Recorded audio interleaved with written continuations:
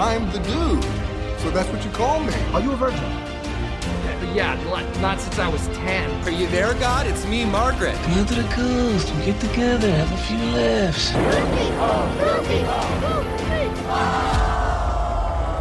Gentlemen, you can't fight in here. This is the war room.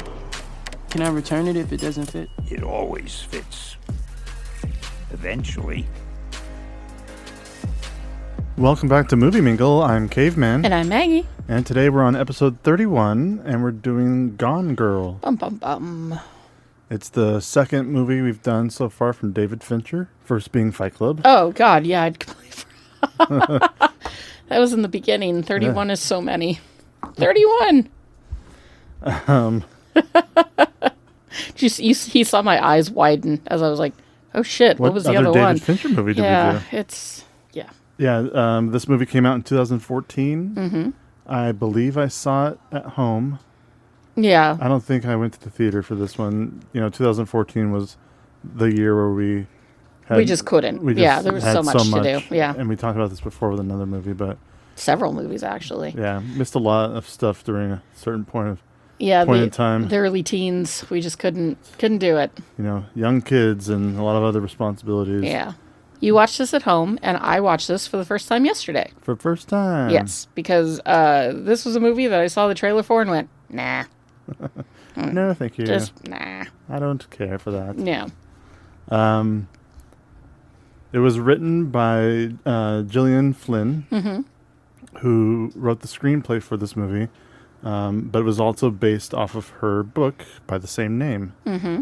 Originally, this film was the manuscript for the novel was written by an executive producer. Okay. And that's kind of how it originally kind of floated around Hollywood. Floated around Hollywood between a producer and Reese Witherspoon.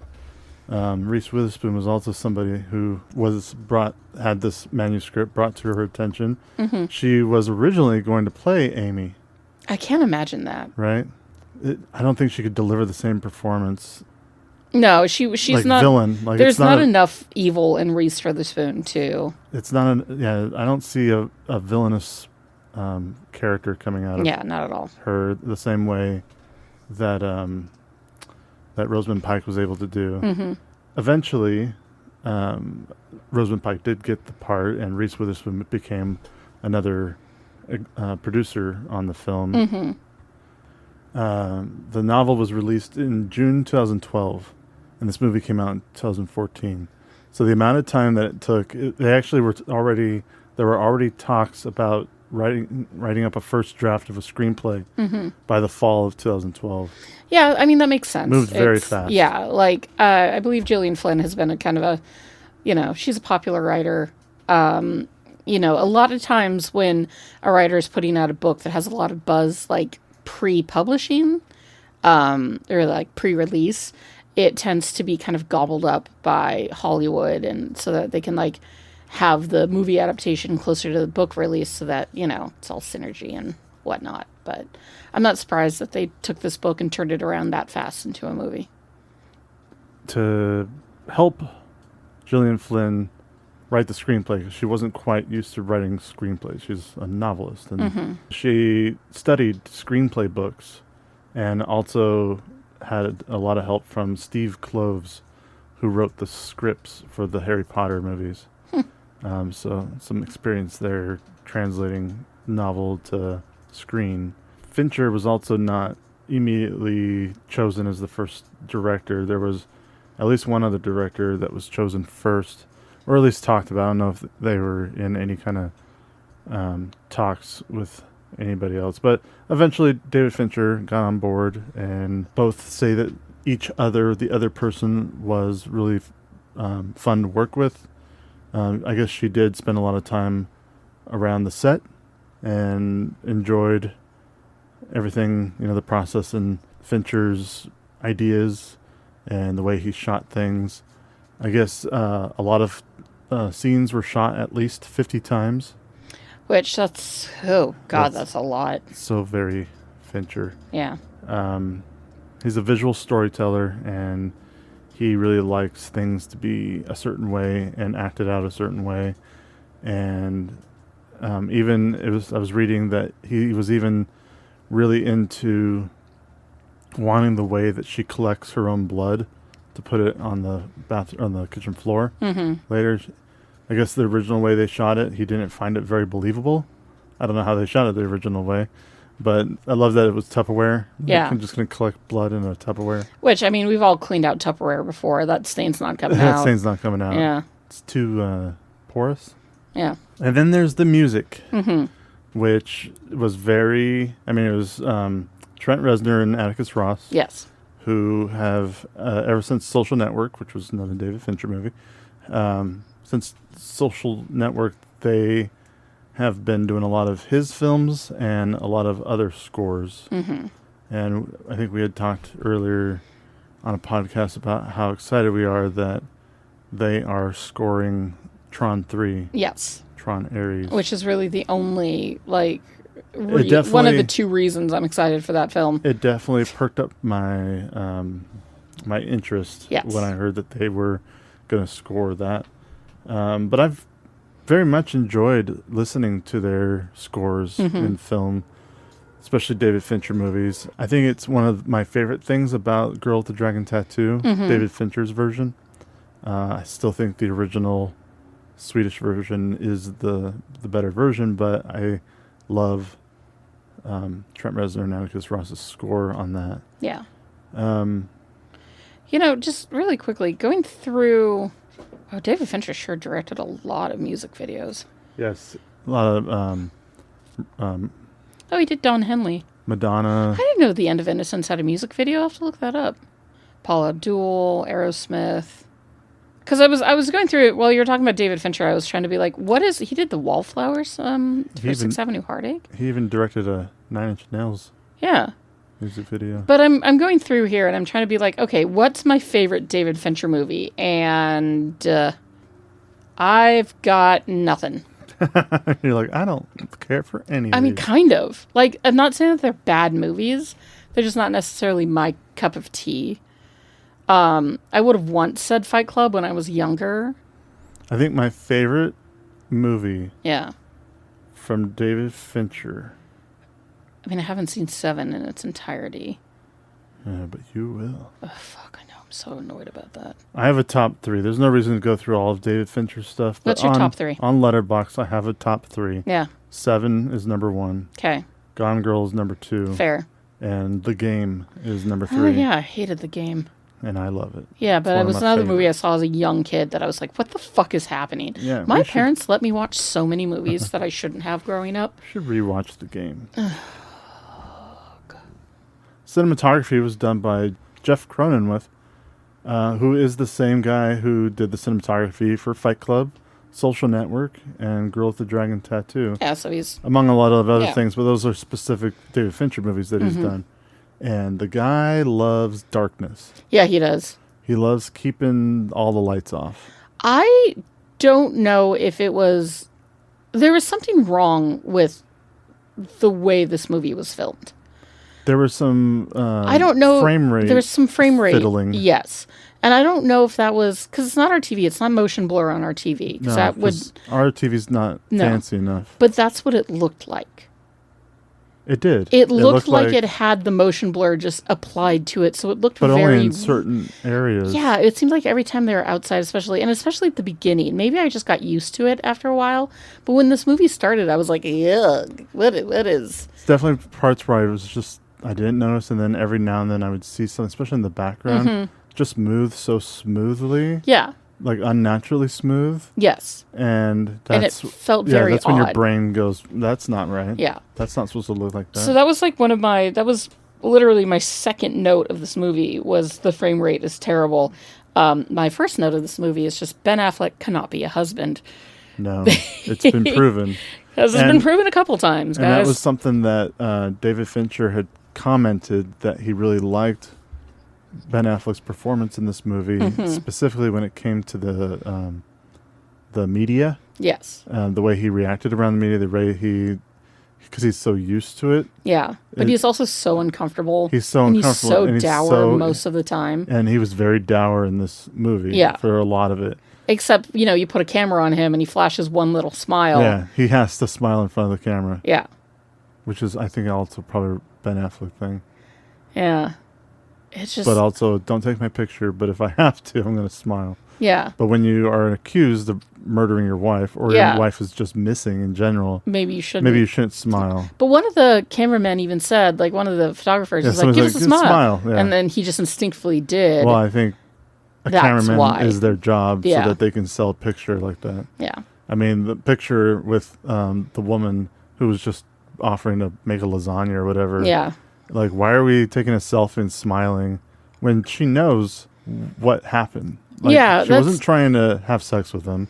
She wasn't. She was actually just. I want to make food for you. I don't know. I don't think. See. Do you think she was a setup? Yeah. No, I don't think she was a setup, but I think that she was there to hit on him, because there is a certain amount of women that are weirdly attracted to A, Ben Affleck, which I don't get, and B, attracted to sad men in lonely times, and hardships, like women like a project.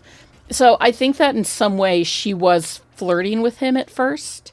I don't think that she was purposefully setting him up, but I think that she was being manipulative. She was. I mean, just the fact that she refused to delete the photo after he asked kindly, like, "Hey, could you delete that? That's not." Yeah. And then she said it was a weird character moment, like or not character moment, but just a weird moment. It was. I feel like it was like, how do we make him look even skeevier and more guilty later in the movie, and they pop up that photo on the news. Yeah. I think too that in the moment he didn't really know how to react. Sure. Right. And so you take a selfie with somebody, you automatically smile, right? Sure. But then he's vilified for that same thing. Yeah, your wife's gone. You're not allowed to smile ever. I get that feminism means that women can be anything that men can be, right? Like, I mean, that's a very kind of base explanation to what feminism is, but it does kind of mean that women can be the bad guys, right? If all things are equal, then women too can be psychotic bad people, right? And they are. They're totally out there. But I also don't think that this movie portrays any of its female characters in a decent light, with maybe the exception of Margot. Which is funny that we got a couple Margos in a row. Two movies in a row with them. Not a main character. Margot is, as far as I could tell, the most realistic female character in this movie, followed up by the cop, the detective. I love the cop. Played by Kim Dickens. Yeah. The rest of the women in this movie were shrill, psychotic, psycho hose beasts. Which is funny, real fast. I just wanted to say Kim Dickens being a grounded character, and in other roles that she does, she is the opposite. It's kind of the mentality of, just for what I'm trying to say, is it's kind of the mentality of, you can always tell when female characters are written either by men or by women, because she was in Deadwood for a really long time. She's a great character in Deadwood. I recognized her, but I didn't necessarily recognize her from other stuff. She was in Lost. Who was she in Lost? Cassidy. She was that one of Jack's wives / girlfriends, or she was the one that Sawyer taught how to play cons on people. And then later, Kate confides in her, because she has a daughter with Sawyer. Mm-hmm. And so that's how they kind of, because Sawyer, when he's about to jump off the helicopter, he whispers in her ear that I have a daughter, I need you to look into and take care of her. Mm-hmm. And that's the mom. Huh. I completely forgot about that plot line. But if it involved Kate and did not involve Ben, then I wasn't paying attention to it. But just going back to my point, where a lot of the female characters in this movie were a bit psycho hose beast. And on the one hand, I can understand, because I was reading up on Gillian Flynn and how she feels about how she feels like she's able to portray women as bad characters, because that's her trying to give women an even playing field and let them be whatever they want to be. Sure. Which on the one hand I get. But on the other hand, all of these women were shrill psycho hose beasts, which was not necessarily necessary. Like all the murder groupies that were super into Nick's character Like, I don't know. I mean, I have a lot of weird feelings about this film. I feel like of all the people that I know who are very addicted to listening to murder mystery type podcasts are always women. Well, yeah, because, you know, I don't understand it myself because I am not myself into the murder mystery thing, but it is a huge thing with women. It's a weird comfort thing for women, which I don't quite get. But I think it has to do with taking kind of reframing the story when it comes to violence against women and taking back that power from men by not only, because the men always get caught for the most part. And, you know, they always go to jail and they always get their comeuppance. So it might be that satisfaction of finally seeing it, especially if a woman's been wronged and that man hasn't, you know, faced any charges or anything. So I don't know. I personally don't get it. But I like to live in a fantasy land where everything is good all the time because my own brain is such a psycho-hose beast to me that I like my entertainment to be light and happy because the inside of my brain is fucking gladiators on meth with anxiety that's so bad that it's crippling. So I mean, if I was a gladiator on meth, I'd probably have a lot of anxiety too. Yeah, right. So it's a lot of I don't know. I prefer my entertainment to be lighthearted because the inside of my brain is I knew that a desperate hole. These three films, of course, I know you like The Menu a lot. I do like The Menu a lot. The Menu is very different than Gone like Girl. American Psycho What's or Gone Girl. after Gone Girl? I believe next week we're doing Finding Nemo. Oh my God, what a refreshing... Like after American Psycho, The Menu, yeah, and no, I Gone kind of Girl, forgot about American Psycho. Now we get a nice little breather with Finding Nemo. That's going to be so nice. It is. I love Finding Nemo. So before we get too far into the cast, I just wanted to say Gone Girl was made for $61 million. Okay. And made $168 million domestic. Yeah. And I remember it being a hit. And almost $400 million worldwide. Yeah, I remember this movie being kind of like... It is still one of David Fincher's top 4 on IMDb. Mm-hmm. And that and Seven and Social Network and... Fight Club? Fight Club, yes. And then it made another $26 million in home media sales. Yeah. And I was one of them. Yep. You probably just bought it. Didn't you just buy it straight out? Like, I vaguely remember, like, there were a couple David Fincher films where you were just like, I'm just buying it. Oh, sure. Like, I know I'm going to love it, and you're a completionist, so you have I am a completionist. a section of where all of his, you know, I do have a Blu-rays section and of DVDs sit. just David Fincher films. So I feel like you bought this movie just because you're like, well, I have to have it.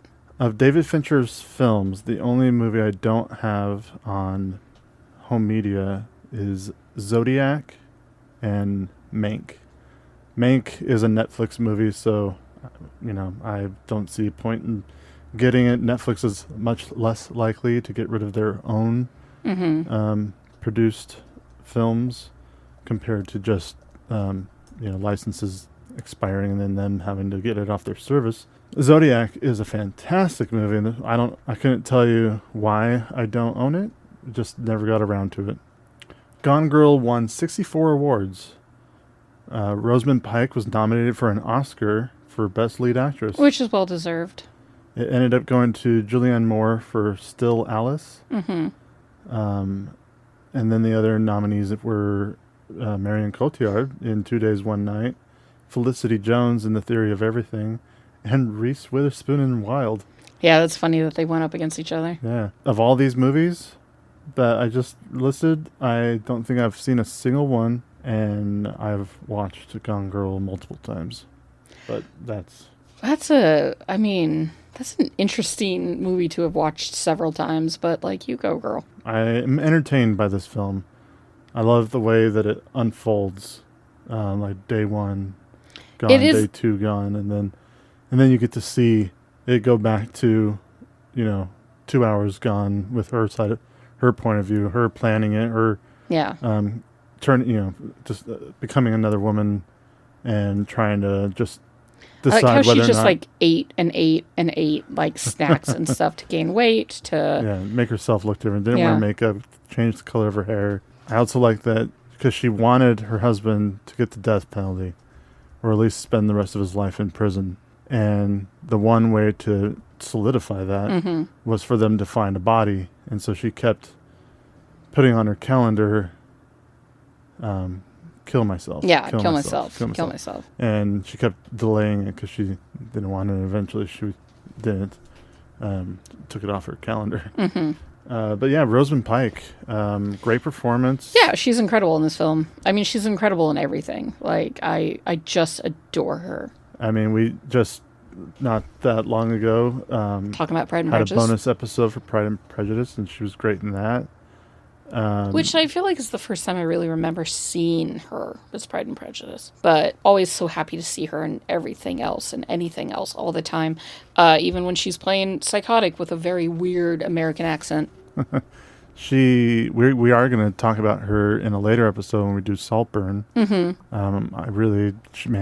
great in character Saltburn. in that. Yeah. We got Neil Patrick Harris as Desi Collins. Which, he's there. Well, he's just that character. They need an actor or a Yeah, character I wish it had been anybody else. You have fallen out of love with Neil Patrick Harris. I've fallen hard out of love with Neil Patrick Harris. But there was that time, like, this was sort of, the kind of the latter end of his resurgence of, like, he came back big with the Harold and Kumar things. Obviously, he, had a huge run in How I Met Your Mother, which, God, his character is such a piece of shit. And that, I mean, looking back at it now, you're just like, oh, God, like, Barney Stetson's the worst. He's the worst. He's such a fiend.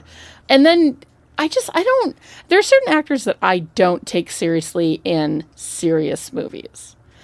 For instance, I have not seen it yet, and I actually do want to. But there's a movie coming out soon called Lee with Kate Beckinsale? No. Kate from Titanic. Titanic. Kate Winslet. Yeah, Kate Winslet. So there's a movie coming out called Lee with Kate Winslet where she plays like it's a real life story about a female wartime photographer in World War II. And Andy Samberg is in it. This is a serious movie. And Andy Samberg is in it. And I adore Andy Samberg.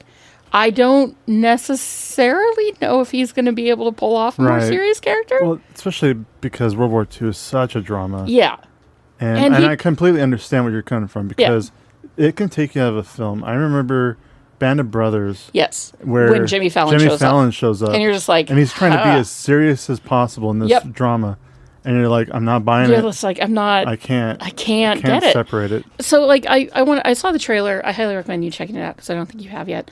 I'll watch it, at home one day. It remains to be seen whether or not I really believe that Andy Samberg can do serious.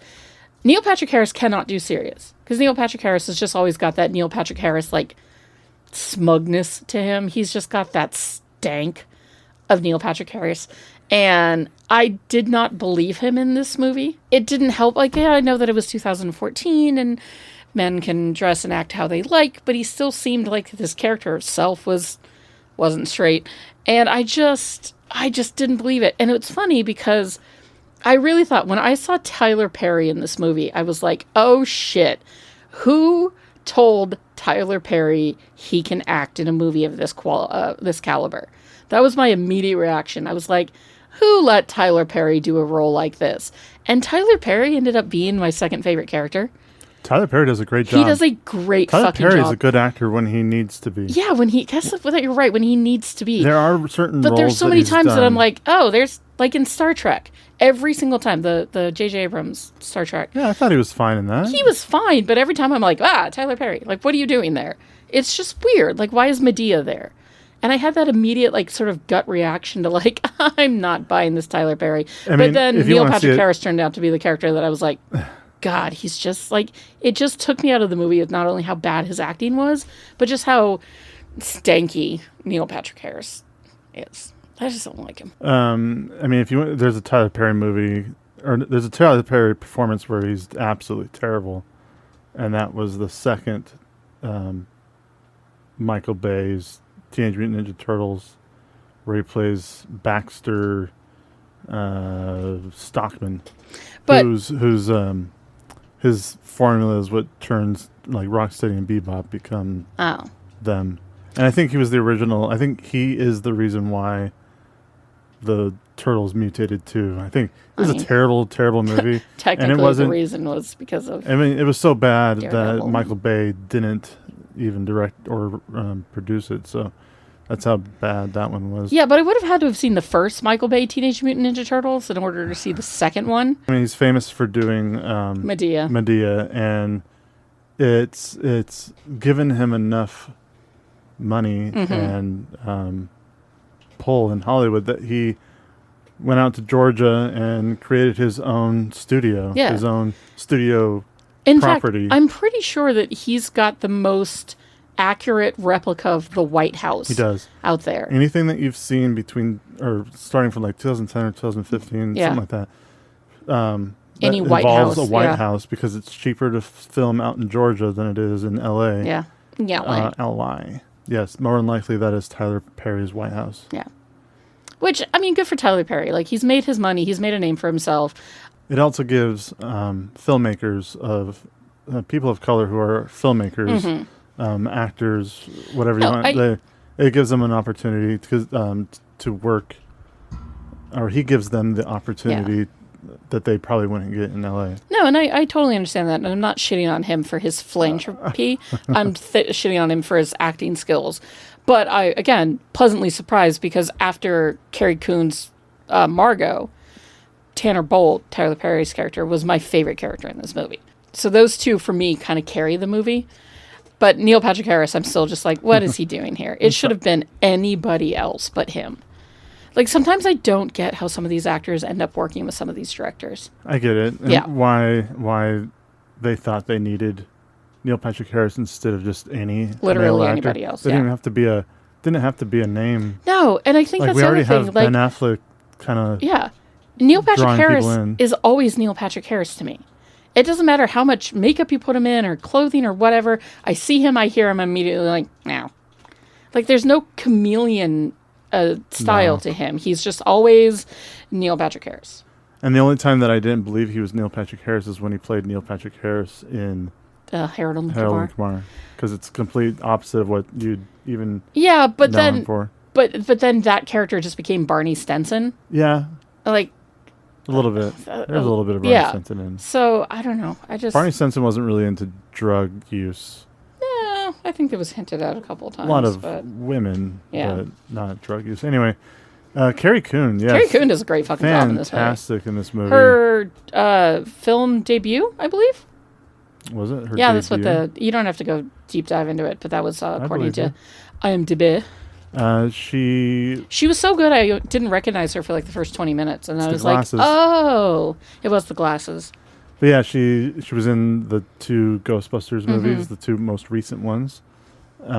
She was Proxima Midnight in Avengers: Infinity War. She was in The Leftovers. Yeah. One of her and we just talked Justin about Theroux. Yeah, her and Justin Theroux are great together in The Leftovers, especially season 2 when they're finally together. And then we talked a little bit about Kim Dickens as the detective. Also a solid character, solid actress. Yeah, I enjoyed her. 34 episodes in Deadwood. She was in Thank You for Smoking, Fear of the Walking Dead, most of that series as well. Seeing her as a detective, a really smart and capable detective, was a lot of fun. And then you got Patrick Fugit. Oh, Patrick Fugit. My love for Almost Famous will live forever. I will always love that movie. Almost Famous, yeah. It's just, that movie is so dear to my heart. And it's nice to see him in other things, but every time I see him, I'm like, oh, buddy. He played the character that was most like the one who wanted to work for Rolling Stones, or who was working for Rolling Stones, right? Yeah, he was the main character. The main character, other than Kate Hudson. Yeah, sure. Other than Kate Hudson, I was thinking of Billy Crudup. Yeah. And he's essentially playing the fictional version of Cameron Crowe. Yeah. But Patrick Fugit carries Almost Famous. Like, he's just so good at it. For sure. Yeah. Missy Pyle is always a fun she's character actress. Still, Galaxy Quest is probably my favorite movie with Missy Pyle. I love her in Dodgeball. Dodgeball, with the unibrow. Yeah, big teeth. Every time I hear Lady in Red, she's the first thing I think of. Yeah, Missy Pyle, of course, is a great comedian who's done so many things. She plays a very like Nancy Grace-esque character where, she's the woman on the TV screaming about men and, that shrill sort of way. Yeah, I've thoroughly enjoyed her. Casey Wilson, who'd had a small stint on Saturday Night Live, but I know her most from Happy Endings and a bunch of other just great, funny things. She's great in Happy Endings. She's so funny. Which, again, it was weird seeing her as kind of like a serious character, and especially with the accent she was putting on. I was like, okay. Like, good for you, I guess. But I loved seeing her. Emily Ratajkowski. He played Andy. Yeah, the mistress. And then it was nice seeing Boyd Holbrook in there, too. Always love a surprise Boyd Holbrook. In fact, when I saw him first, I was like, that looks like Boyd Holbrook. But, like, this must have been one of his earlier... I think so. It must have been because when I saw... Even the last time I saw this, I don't think I picked him out from being that douche Jeff. Yeah. Jeff. I'm Jeff. Jeff's. Yeah, Boyd Holbrook, always a surprise. Always a joy. Can I say one thing here at the start? Yeah, let's do it. I am so glad that our marriage is not like this. Oh, boy. Could you imagine? No, I couldn't. I'm so glad that our marriage is built on a solid friendship and a lot of trust and just, a constant desire to make the other person laugh and feel comfortable and needed and valued, as opposed to whatever the fuck was going on in this marriage. Jesus Christ, what a fucked up couple. Like, they deserve each other. Like, yes, they're they deserve both to cost each other so much misery. Bad to each other. And I kind of, like, although I feel that, yes, Amy is a legit murderess and a psychopath, I still kind of feel like Nick's the worst in this scenario. I don't know. One of my main issues with this film and this story in general is that men always so desperately want women to be the villain and be wrong that they work so hard at trying to twist and create. She did this to me because she's a psycho bitch, not because I'm a piece of shit. Like, they never take accountability for their own actions in a relationship. Yeah. And so I kind of feel like this movie is kind of that male fantasy of like, oh, well, this woman said that I did something bad for her, but she's just making it up. And this is that writ large, here is a woman that legitimately framed her husband for her own murder and was trying to get him killed for that because she hoped that the death penalty would play. Yeah. And like just all the manipulation and all the insanity, right? But like, that's what men always want to believe women are like. And not, and it's just frustrating. It's sort of frustrating to see that writ large. I don't know if this movie would do as well if it came out today, 10 years later. Because I think the conversation would be a lot different surrounding the idea of like, this is just another proof that all women are lying and that women can't be trusted in a world where it's already hard enough to get women to be trusted anyways. So I don't know. No, because they weren't saying all women are like this. No, they were saying that she's like this, but it's still, this is still some men's twisted fantasy of the, Their wife I didn't do anything wrong. It was all her. She's just making it up. No, maybe that was part of the movie's point. Maybe. I don't know. I especially struggled with the part where it's revealed that Amy lied about being assaulted by an ex-boyfriend. The way that she kind of made it look. And she does the same thing to Neil Patrick Harris, where she seduces him but makes it look like an assault. Yeah. I don't know. It's just twisted in that strange way. And it made me feel uncomfortable. In that essence, I didn't dislike this movie. It's not my favorite film that I've ever seen. It's not my least favorite. I'm glad I watched it, and I do think that it was a pretty well-made film. I don't know. Looking at it with a 2024 mindset, it's harder to watch, right? Maybe for me.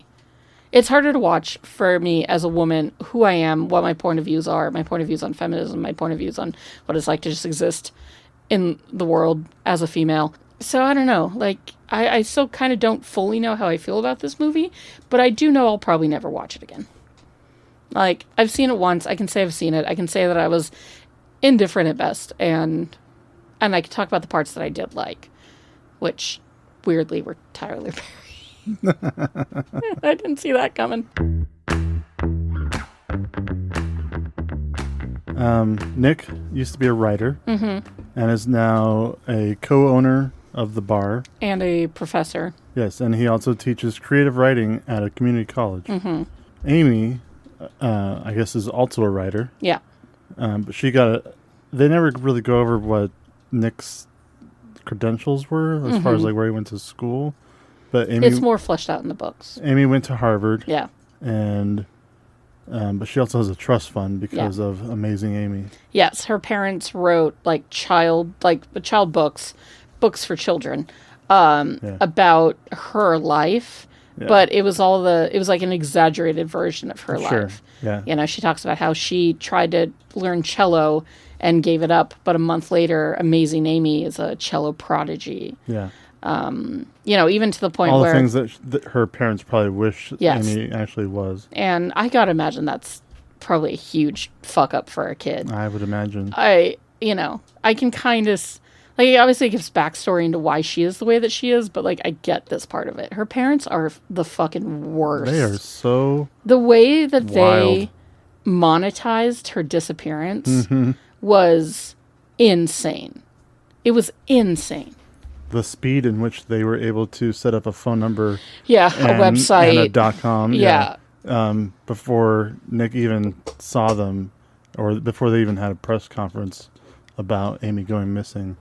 That was already done. Speaking of Amazing Amy, the Blu-ray that I have has an Amazing Amy book in the cover. Oh, so you can read it? Yeah, you can read a whole Amazing Amy book. Ew. I probably won't. No. Yeah. Well, is that when you opened the case bored. yesterday and you were like, oh, I haven't even looked at this yet? Yeah. I've always known it's there, but then I never end up reading it. Interesting. One of these days. Yeah. Nick and Amy get together. They have a weird relationship. I will say, Conversation off the top. It was weird. Yeah. Just the way they talk to each other. I do not believe that these two had chemistry at all whatsoever. There was never, I think the only moment that I felt like Rosamund Pike and Ben Affleck had chemistry was in the floating sugar kiss scene. But that scene was so romantic, and I'm saying that with an eye roll, that you would have to have chemistry in that moment, right? The sugar's floating in the air, and it's early morning, and it's the first kiss, and blah, blah, blah. I don't know. It's like it's snowing, and we're in a winter wonderland.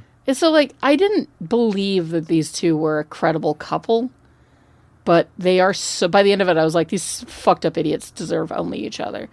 I wonder where they are 10 years later. Yeah, it is definitely more believable at the end. Yeah. Ben Affleck had more chemistry with Carrie Coon than he did with Rosamund Pike. And, I get it, brother sisterly chemistry is different than, husband and wife chemistry, but still, I just didn't believe it. I didn't buy a lot of this film.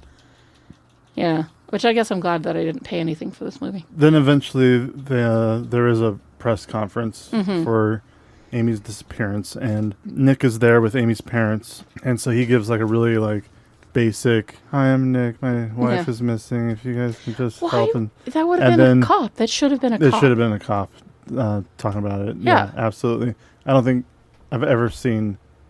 I've seen victims, I've seen parents or husbands talk, talk, but it's usually the cops come out and are like, "Here's what we know. Here's what we're comfortable releasing." And his wife would like to say a word, or whatever the case may be. But it's rarely just by the loved ones by themselves without police presence. It's definitely a weird way to shoot that one, but then as soon as Nick is done with his, he steps so far away from them. He could have just gotten behind them, and I think they kind of shoot him away though, because he's way over on the other side of the stage. They wanted, they took center attention. stage. They took the attention, and then they're very well. It's almost as if they had a speech ready to go that they were gonna do. I mean, their presence on stage was much stronger Yes. than Nick's, which then just makes him look. It's the beginning of him just looking guilty. Yeah. I think the reason at the beginning why you think he's hiding something but it's not about Amy disappearing. It's About he's hiding his mistress. his mistress. Yeah, Andy. Now, I kind of found it funny that Andy is like the anti-Amy. You know, brunette, different body shape, like just in general, obviously younger. I found it, when I first saw Andy, I was like, wow, I literally wrote down, I was like, oh, of course he's with a younger anti-Amy. Anti-Amy. Yeah. Somebody that we didn't bring up at the beginning of the podcast for the cast that I was just thinking about, and she's been in a handful of stuff forever, but it's Celia Ward who played Sharon Sheeber. I fucking love Celia Ward so much. She was on a show called Sisters that my mom and I watched like extensively. It was one of those late night soap operas that was on NBC. It was so fucking good. She has aged so well. Oh, she's such a beautiful woman. She was in The Fugitive Yeah. as Helen Kimball, Richard Kimball's wife. I didn't kill And my wife. 20 years later, she's in Gone Girl, and she's still She's stunning. Stunning.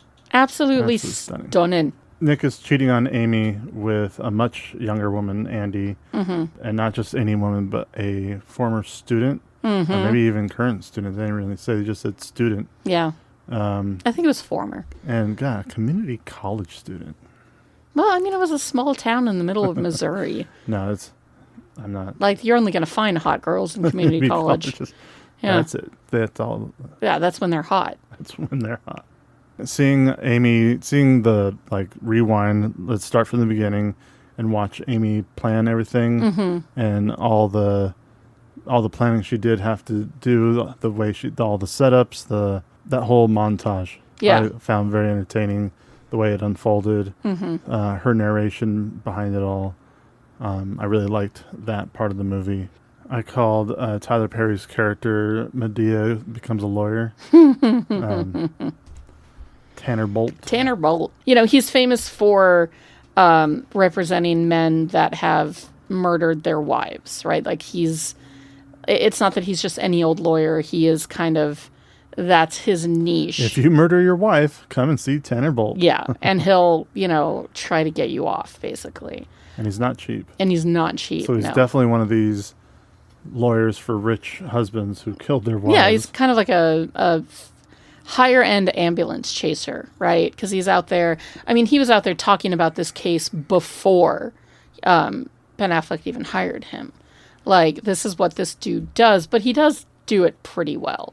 I found it interesting that he kept being like, oh, some of my best people are on trying to find Amy. His best people were chasing Amy. And even they couldn't find her. One thing I found really interesting about this movie is how little Ben Affleck knew about his wife. Like, Nick knew nothing about her. I mean, I think some of them didn't, she didn't have friends. She went out and made friends specifically to frame him. Yeah. But do you think she was purposely hiding that stuff from him then? I think so. But he said that she always had a book in her hands, and we saw her with a giant stack of, books about true crime, but he never paid attention to the books that she was reading?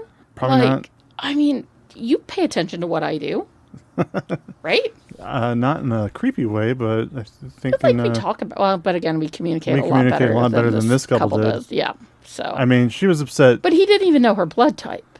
Yeah, I had to guess your blood type. You were I was annoyingly close. Yeah. I was off by a negative or positive. It's always a 50-50. It's either one or the other. I got the letter right. Yeah, but it's always negative. Womp womp. Womp, womp. I knew yours. Mine. We're essentially the opposite of each other. Yeah. Yes, we are. Which is why our kids have a weird combination of our blood. The speech at the vigil, where Nick is like, everybody's too polite to ask, but I did not kill my wife. Yeah, let me just clear the air. And he gives this just cringy speech. Like, it shows Tanner Bolt and Margot training him on how he should respond to questions, because up until that point he was just sort of like a doofus about it, a douchebag about it. Yeah, he was just the wrong cringy. things. But that whole speech was just so cringy to me. Just the way he's like, I didn't kill my wife, and I don't know who did, and I know a lot of you think I did, but I didn't, I promise. It was just like, could you imagine Scout's honor. If a guy actually like came out and said that? If this case were a real case, man, the attention that it would get. Oh yeah, I mean, the media sensation, and it shows what a media sensation it is. The only thing that to me was somewhat forgettable or somewhat unreliable, not true, fake about the whole media sensation behind this case in the movie was the fact that 7 weeks later, anybody still cared about them. They're still parked out front. Yeah. Yeah, the whole case has been settled. Yeah. She's alive. She's been living at home. And But, like, 7 weeks later, they're still outside the house. There's like, no for what? way. There's no They story would have been anymore. gone the next fucking day. Yeah. There's more stories out there now. Yeah. Especially how fast the news cycle moves. Yeah. Things happen. We all, like... The next time some politician cheats on his wife, that's going to be... Or kills his mistress or whatever. That's going to be more important than just some random writer, community college writer in Missouri. Like, no, the next story would have been a week later, if that. The most realistic take on that, for me, is in the movie Chicago, when, at the end of the film, when Renee Zellweger's character is exonerated for murdering her mister. What is the male form of mistress? Gigolo. No. But nonetheless, like after she gets off for killing that dude, the press immediately drops her and moves on to the next case. Because, a woman kills her husband in front of the courthouse, and now she's the next big thing. Leaving, Roxy just standing there like, what the fuck? Like, this was my ticket, my meal ticket, and now it's gone. But yeah, the media sensation around this case is so accurate as to what it actually would have been, especially in 2014. I don't think this movie could be set today because somebody would have blurry cell phone photos of Amy driving through fucking, Georgia or wherever she ended up, and that campground. I'm surprised, you have that nosy neighbor who lives across the street who knows exactly when the cat is out of the house because he's always out there watching. Yeah. It's like, how do you do a crime at your house or stage a crime without your neighbors seeing? Because even where we live, I swear to God, we got one neighbor who's always looking out her front window. Yeah. And everybody's got Ring cameras. Yeah, everybody's got a Ring camera now. So, again, this is a movie about its time, right? Like, there's no way this movie could exist now. There's no way... It would exist, it'd just be written different. There's no way that Nick Dunn could bounce around to New York. He was done with his wife. Jesus Christ. She was done with him. She was done with him. But there's no way he could, get on an airplane without people knowing who he was. I did read that the biggest problem that Ben Affleck had with this film, and the moment that he flat out refused to film, was that the baseball hat that he wears in the airport was supposed to be a Yankees hat, and Ben Affleck's a diehard Red Sox Boston fan. So you'll never see me with a I don't know if it was a hat. joke or not, but apparently it shut down production for 4 days. Why, because they couldn't find another hat? No, Ben Affleck just refused to wear a Yankees hat. Well, I know, but and David Fincher tried, was refusing and it was to budge. worth 4 days? Apparently, and they finally settled on a Mets hat. But still, it's like, come on, guys. Come on. Just make it a plain Doesn't baseball need to hat. be- Why does it have to be, a team logo? It could have just been a black hat. Right. Yeah, with no logo. Yeah. Because, we all knew going into it that there's no way Ben Affleck's going to put on anything that supports the Yankees. We all know that. We've known that for years. So it was almost like David Fincher was trying to get him to do it just out of pure We just want a spite. photograph of him wearing it. Fuck with you. And Ben Affleck, he held firm, and he was like, no, I I'll won't die wear on that this hat. hill. I won't wear that hat. I will I'm Ben cost Affleck. production 4 days. I'm a modern-day Pillsbury Doughboy. I'm going to go depressingly smoke a cigarette now. With my giant phoenix back tattoo that he says is fake, but we all know it's real. This spiral post JLo is going to be a fun one to watch. Do you think that Jennifer Gardner is just sitting back with a joint, just being like, Just laughing. Well, especially from her character in when she played when she's Elektra Elektra. in Deadpool Wolverine. oh, I'm sorry, Deadpool died. Or, I'm sorry, Daredevil died. Yeah, it's okay. Not worried about it. oh, shit. Yeah, I don't know. I think less and less I don't buy Ben Affleck as an actor anymore. Because again, like I can sometimes see Matt Damon in things and be like, oh, okay. That's like Matt Damon in The Martian is a lot of fun. But a lot of times I just see Matt Damon as Matt Damon. Sure. Maybe it's that these people have been around too long. Maybe it's the media sensation surrounding their lives on the outside of it. But there's a certain like handful of these once popular early millennia, like late 90s, early millennia actors that these days I'm just like, no, I don't know. I just see Brad Pitt. In all of his movies, I just see Brad Pitt. I think Ben Affleck makes a better director. Yeah. And writer. I mean, Argo's a great film. We know Matt Damon wrote most of Good Will Hunting. Kevin Smith had a hand in that too. I'm sure he did. But no, it's just a joke that Ben Affleck got an Oscar for writing Good Will Hunting. But it's like, let's be honest, who really wrote Good Will Hunting? No, but Ben Affleck, I believe, is a good director. Yes. The Town was a really good Haven't movie. seen it. It's fine, you don't have to, but I'm just saying that Argo was a really good film. I enjoyed the hell out of Argo. Yeah. I saw that movie in theater and I liked it. He does good stuff. I enjoyed him as Bruce Wayne. Yeah, he's an enjoyable Bruce Wayne. Yeah. Batman. I mean, yeah, it was fine. He was fine. Yeah. I mean, it wasn't. It wasn't the worst. No, I've seen the worst. Yeah. That was George Clooney. Yeah. We can all agree on that.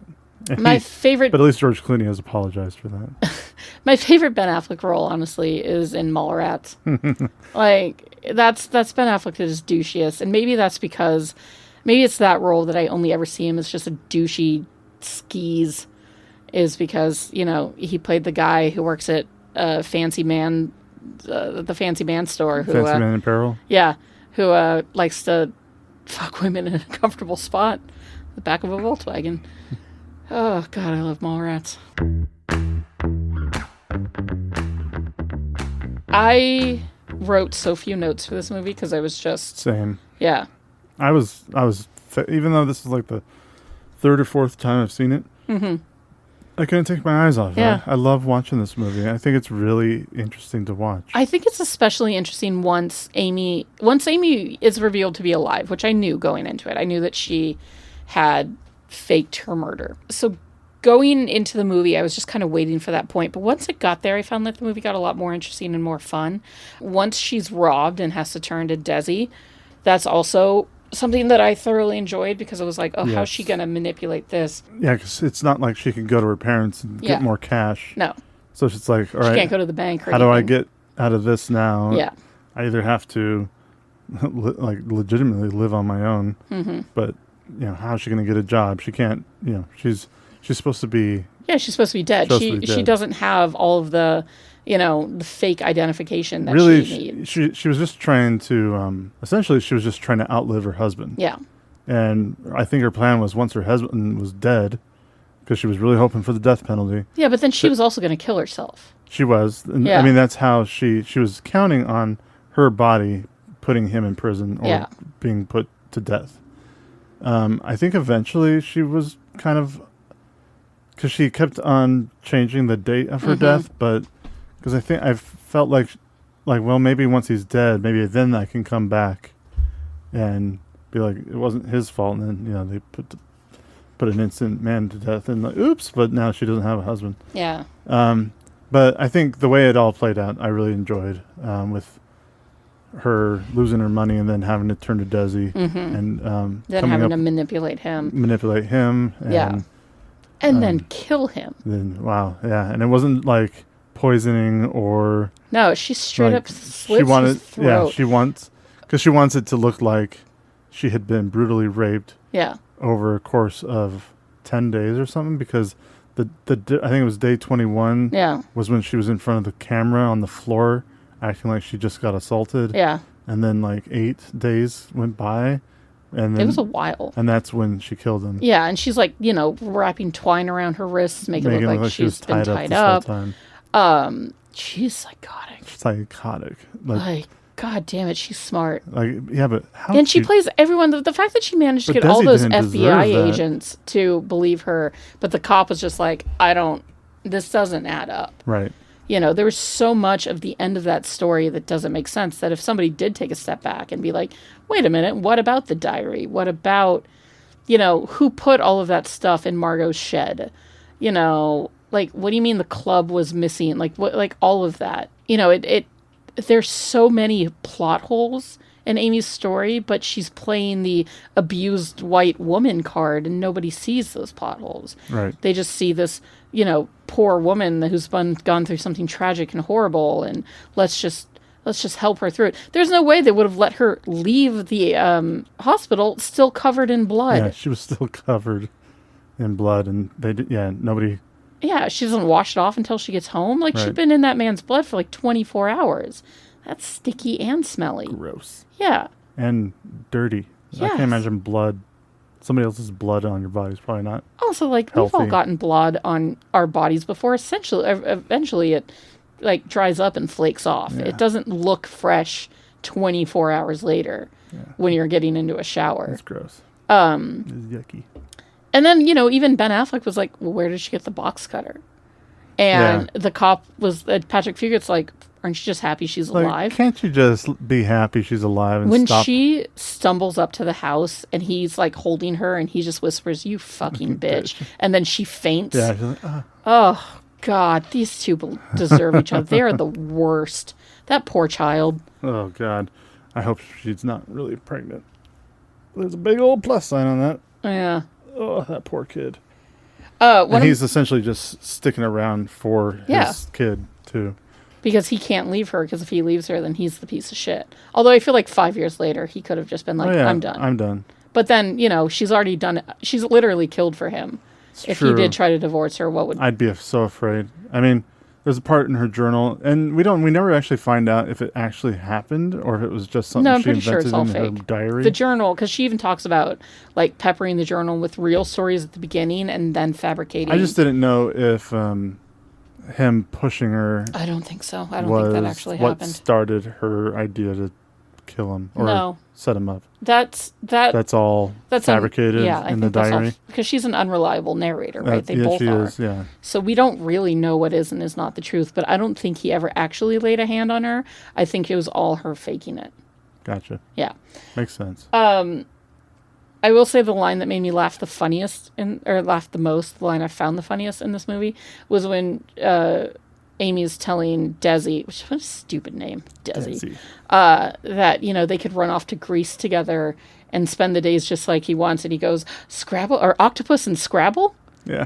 Jesus. He deserved to die for that line reading alone. Octopus and Scrabble? Oh, God. That's when he turned back into Barney right Yeah. there. Octopus and Scrabble, like, Jesus Christ, God, I don't buy it. I will say, too, that another part of this movie, which I don't think they in any way sensationalize, but it does kind of go to show how different it is, to get real for a moment, is that it's always missing white women that get this sort of media attention, but it's never missing Indigenous or women of color. Indigenous women disappear at an alarming rate, at an unimaginable rate. It is so dangerous to be an Indigenous woman in this world because they literally just are. It's unfathomable how much trauma and hardships and horror they have to face. And they go missing constantly and nobody cares, and people of color, go missing. Women of color go missing constantly, and nobody really cares. But when a white woman does, it suddenly becomes Especially a rich white woman. A rich white woman with rich family, rich parents. And then everybody cares about it, right? And it makes so sad. It's so sad and so heartbreaking that they're the people that get justice. It's just another way that systematic racism fucks this world. This movie would be... If this movie was about a woman of color, there's no way that they would have cared as much, is basically what I'm saying, because that's the media.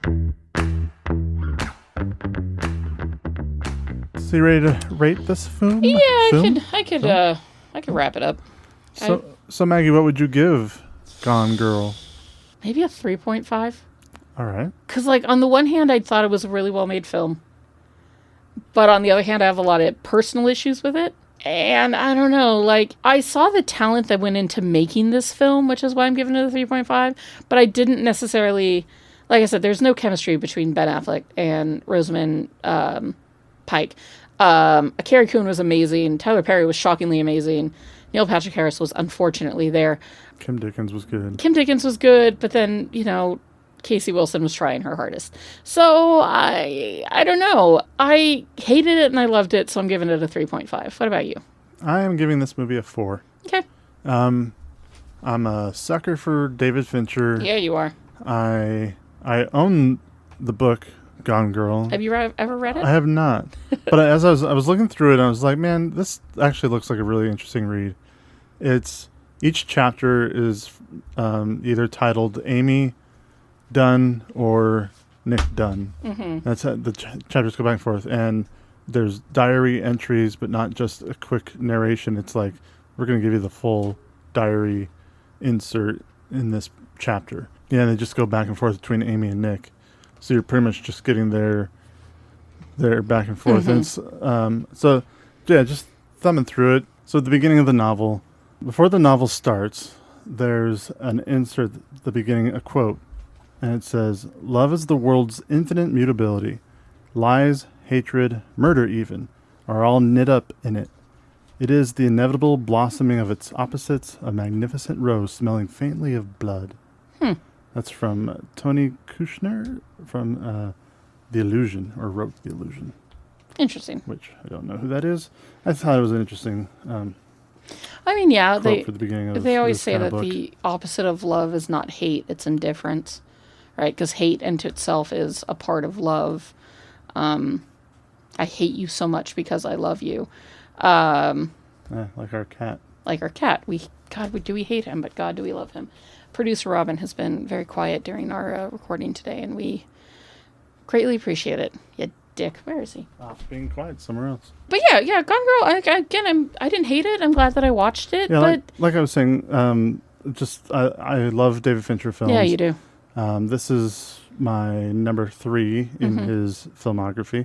I thought you said 2. It might be 2. Yeah, it is my number 2 Great. of favorite films. I'm glad you like it so much. And I think, once again, it also helps you get the music from Nine Inch Nails. And the music was really good because I didn't pay attention to it until all of a sudden I was paying attention to it. It makes itself known when you needed to let it be known. I think the description that David Fincher gave to Trent Reznor was like, I want it to be like spa music but creepy, which is what it was. It was very ambient until it was creepy. Ambient's a good way to put it. Just that background, then it's all of a sudden you like, oh shit, things are getting real. Lesser composers would have done something a lot different. So Maggie. Yes, Caveman? I have 2 questions for you. Hit it. Somehow Palpatine returned. So question number 1. Yep. Would the presence of Oscar Isaac have made Gone Girl a better film? Yes. Yeah, absolutely. I would have thoroughly enjoyed his most perfect beard in this film. Just his beard? Oh, I mean, all of him, but the beard is definitely a good part of it. We rewatched Robin Hood, the Russell Crowe Robin Hood, the other day with Oscar Isaac as King John. King John, and God damn it, that man is so hot, even with those weird-ass blue contacts. They're so unnerving. He looks so weird in that movie. He looks so weird because of those fucking blue contacts. It's the contacts, and it's also the shape of the beard. Yeah. Yeah, His beard in Dune, like, trumps all beards from other films. The Dune beard is the one true beard. It is the one true beard. That's the beard I want to eat. It was. Before Dune, I would have said his beard in Ex Machina was probably... It was a fairly decent beard. He looked odd with a bald head and a beard, but yeah. Oh, but arm veins. Anyway, question number 2. Boy. What? Where am I? Question number 2. Yes. Which character would you have had Oscar Isaac play? I think he would be great as Nick Dunn. I think that if they remade this movie now, it would be like him and Jessica Chastain are rather unfortunately a little bit too old, but had this movie been made with him and Jessica Chastain, not only would the chemistry have been off the charts, but that would have been a hell of a pair. I don't think age really matters in this movie. Well, yeah, because they need to be kind of younger. Like, they need to be in their early 30s. You could have a young version of them at the beginning, and then their current version. Yeah. A couple could be married for 20 years and then hate each other. Oh, boy. Yeah. Not saying anything specific. Is that what's going to happen? Is we're gonna hit 20 and start hating each other? Well, I've got the blue book now of what to do. So, oh boy, I'd be worried for you if I start watching this movie a lot. You're like, if you all of a sudden are like see me taking extensive notes about this movie, yeah, just reading more murder mystery novels, or just getting into murder at all. Looking at YouTube videos. Who said anything about murder? Looking at old YouTube videos that you looked at. There's too much of a paper trail now, or there's how no to way. Hide your tracks. Yeah, the cops would be like, "Oh, she went on, incognito mode and looked up how to draw your own blood and spill it everywhere." Because Google would just hand over. Oh, in a fucking heartbeat. Are you kidding me? I think he would have made a great Nick Dunn. He also would have made a good Desi. Literally anybody else on this planet would have made a good Desi than Neil Patrick Harris, but this is what we're left with. So, but sure, put Oscar Isaac in wherever you want to put him in, and I'd be so happy with his just kissable lips.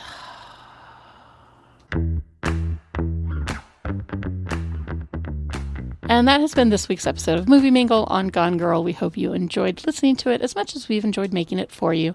As always, you can find us on Threads, Instagram, and Letterboxd at MovieMinglePod. You can find us on YouTube at MovieMinglePodcast, and write us at movieminglepod@gmail.com for any of your questions and concerns and thoughts and valid reasonings on why Ben Affleck is not just the Pillsbury Doughman turned into a human. Next week, we've got Finding Nemo coming up, which will be a really nice sort of refresher after all of this insanity. And I really look forward to watching that movie with kind of fresh eyes.